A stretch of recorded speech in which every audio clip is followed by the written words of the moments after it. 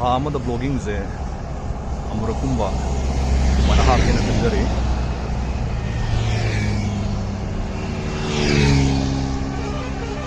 marak marak vlog hapona habir ko dum yawe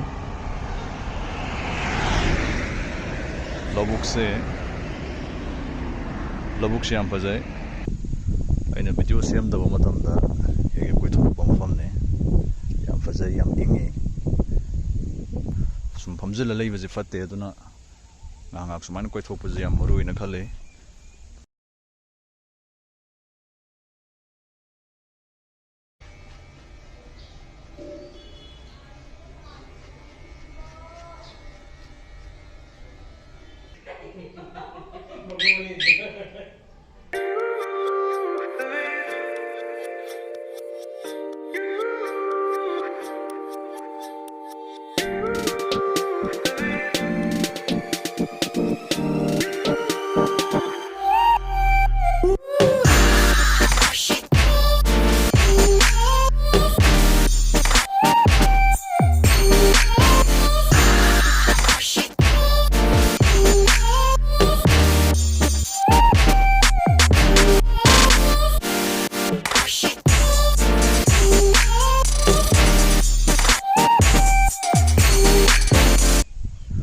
phamjil lai baje fatte aduna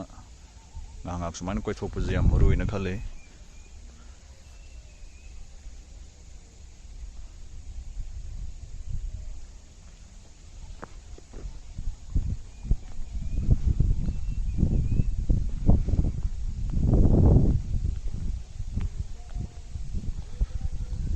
khong lambi macha ma lai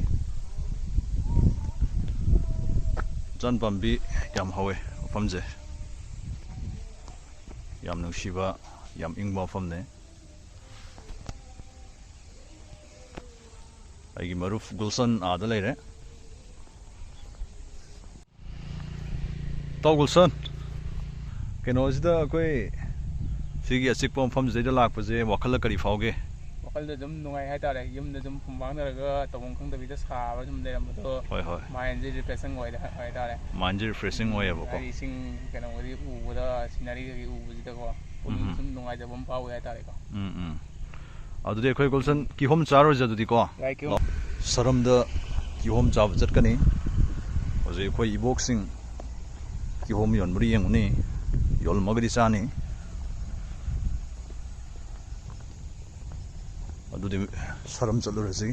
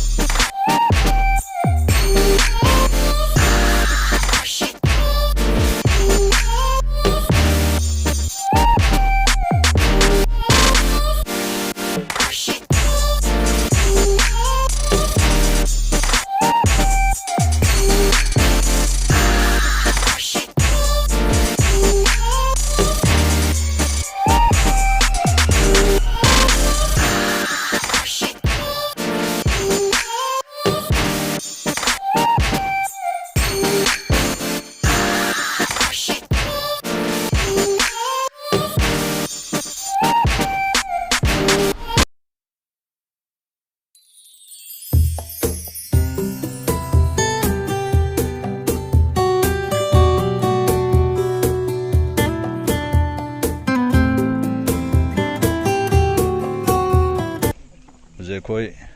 lambi nakal da saram da ki hom cha ge tawri cha bi du la roi ge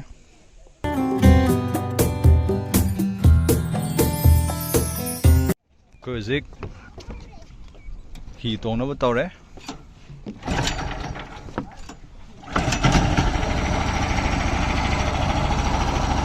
do male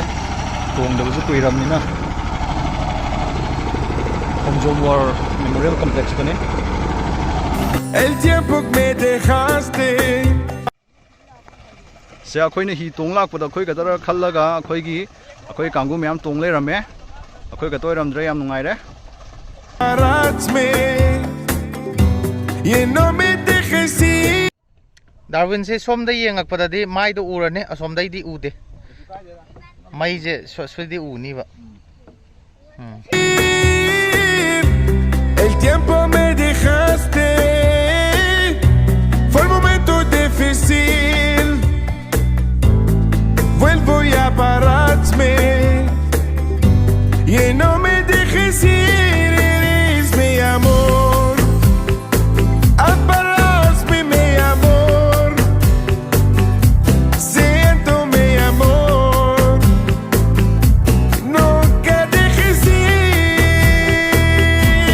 eres mi amor